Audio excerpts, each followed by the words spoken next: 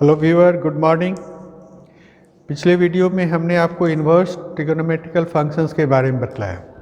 तो हम लोग बोलचाल की भाषा में इन्वर्स ट्रिगोनोमेट्रिकल फंक्शन कहते हैं, बट फंक्शंस का जो लिटरल मीनिंग है उसके अनुसार ये फंक्शन नहीं होता। क्यों नहीं होता? क्योंकि फंक्शन में स्ट्रिक्ट है कि it should be one one. It means कि for every input there must be one output. लेकिन इन्वर्स में देखते हैं for the same numerical value sine के वैल्यू 2 या 2 से ज़्यादा होते हैं, कॉस के भी ज़्यादा होते हैं, हर एक के ज़्यादा, क्योंकि रिपीट करता है वो। तो सबसे मिनिमम को हम लोग प्रिंसिपल वैल्यू कहते हैं। तो किसी भी इन्वर्स ट्रिगोनोमेट्रिकल फंक्शंस के लिए प्रिंसिपल वैल्यू बहुत ही इंपॉर्टेंट हो जाता है। आइए हम देखते हैं कि principal value of a trigonometrical inverse functions का क्या मतलब।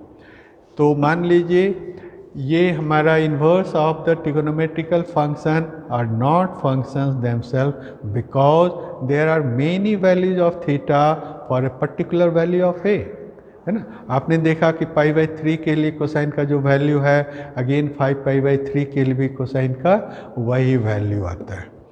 तो for example if you want to cos inverse half, तो based on the unit circle angle that measure π/3 as well as 5π/3 radians have the same cosine value.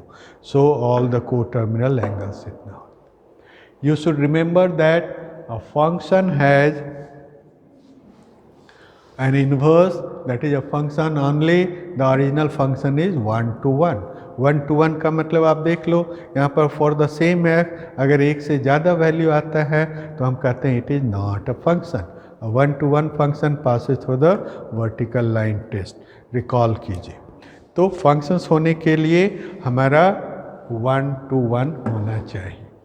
So when we restrict, अब यहाँ पर हम जब इन्वर्स सर्कुलर फंक्शंस को function के तौर पर करेंगे तो रिपीट ना हो, इसके लिए हम उसके डोमेन को रेस्ट्रिक्ट करते हैं।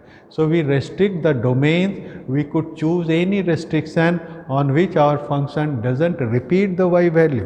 एक इम्पॉर्टेंट कंसेप्ट है कि हम जब इन्वर्स ट्रिगोनोमेट्रिकल फंक्शंस की बात करते हैं प्रिंसिपल वैल्यूज़ के लिए, तो डोमेन को कैसे रेस्ट्रिक्ट किया जाए। माइंड कीजिए, साइन थीटा के लिए हम डोमेन को रिस्ट्रिक्ट करते हैं बिटवीन -π/2 से π/2, मतलब first quadrant and fourth quadrant में। ऐसा क्यों होता है? बिकॉज इस क्वाड्रेंट की जब आप बात करते तो किसी भी एंगल के लिए साइन का वैल्यू रिपीट नहीं करता। उसी तरह से कोसाइन के लिए कॉस थीटा को हम रिस्ट्रिक्ट करते हैं बिटवीन 0 से π, मतलब फर्स्ट क्वाड्रेंट से सेकंड क्वाड्रेंट में आप देख सकते हो कोसाइन का वैल्यू रिपीट नहीं करता।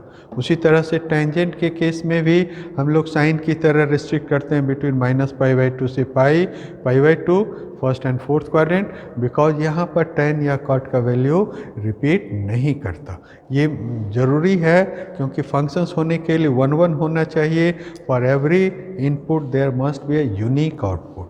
ओके स्टूडेंट, तो हमने ये आपके लिए बनाया, इस पर आधारित बहुत सारे कंसेप्चुअल प्रॉब्लम्स पूछे जाते हैं कम्पिटिटिव एग्जाम में। तो यू शुड रिमेंबर कि साइन इन्वर्स का डोमेन -1 से 1, कोसाइन का भी -1 से 1, tan inverse and cot inverse के लिए एनी रियल नंबर, बट जब आप सेक इन्वर्स और कॉसेक इन्वर्स के लिए कहोगे तो रियल नंबर -1 से 1। उसी तरह से प्रिंसिपल वैल्यूज़ का रेंज आपका इस तरह से, साइन के लिए -π/2 से π/2, लेकिन कॉस के लिए 0 से π/2। जो साइन का होगा वही tan का होगा। अब आप कॉट का देखिए, ये sec inverse and cosec inverse, तो इसे आपको कंठस्थ रखना चाहिए। चलिए हम लोग इन्वर्स को ये करते। अब कॉस इन्वर्स -√3/2, -√3/2 कहाँ होता है? यू विल फाइंड कि ये आपका 150 डिग्री के लिए होता है। तो हम लोग क्या कहेंगे, कोसाइन का प्रिंसिपल वैल्यू हुआ आपका -√3/2 इक्वल्स टू कॉस थीटा, इसलिए using this one. So 5π/6 is your this one और 150 डिग्री। तो इस तरह से हमारा प्रिंसिपल वैल्यू निकला for -√3/2। In terms of degree it is 150 degree और in terms of radian 5π/6। Next example, cos inverse 0। You will find कि cos थीटा 0 कब होता है, जब theta is 90 degree. So theta 90 degree के लिए हम क्या कहेंगे, रेडियन के टर्म्स में इसका प्रिंसिपल वैल्यू π/2 या डिग्री के टर्म्स में 90 डिग्री। ओके, तो इट इज योर 90 डिग्री। अगर हम लोग साइन की बात करेंगे तो ये बिटवीन -90 से +90 मतलब first quadrant and fourth quadrant में होता है। तो यहाँ आपका थीटा साइन इनवर्स दिस बराबर 23.6 डिग्री चाहिए। इस पर आधारित बहुत सारे इंटेलिजेंट क्वेश्चन पूछेगा। Thank you.